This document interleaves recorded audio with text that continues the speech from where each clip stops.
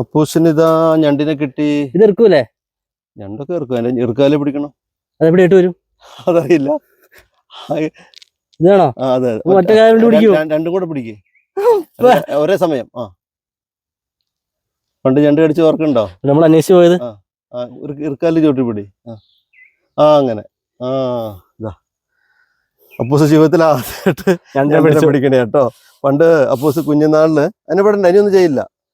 കുഞ്ഞുനാളിൽ അപ്പൂസ് ഇങ്ങനെ ഞണ്ട് ഇറുക്കിയെന്നും പറഞ്ഞാൽ ഞണ്ടിനെ ഞങ്ങൾ അന്വേഷിച്ച് പോയി പിടിച്ച് അതിനെ പൊരിച്ചു. ഞങ്ങൾ ഇവിടെ കാണിച്ച് ഒരു സൗണ്ട് കേൾക്കുന്നുണ്ടോ? കേട്ടോ? ഇല്ല, മര നമ്മളാ സൗണ്ട് കൂടുതൽ കേൾക്കാറ്.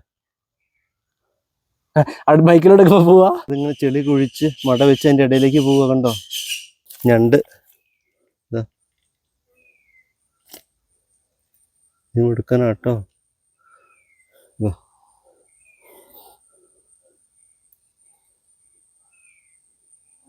അത് ചെറിയ ഞണ്ടുകളെ കിട്ടുകയാണെങ്കിലേ, എല്ലാം ആഫ്രിക്കയിൽ നിന്ന് വന്നതൊക്കെ ആണെങ്കിലേ അതിന്റെ ഏണ്ട ഇറക്കാലും അത് കിടന്നിട്ട് കാണിക്കുന്നുണ്ടോ? അതിന്റെ ഉള്ളിൽ എങ്ങനെ വിരലൊന്ന് വെച്ചു കൊടുത്തു നോക്കാം അപ്പൂസ. ഇങ്ങനെ ഇറക്കും. തൽക്കാലം ഇത് കൊട്ടേ കിടക്കട്ടെ.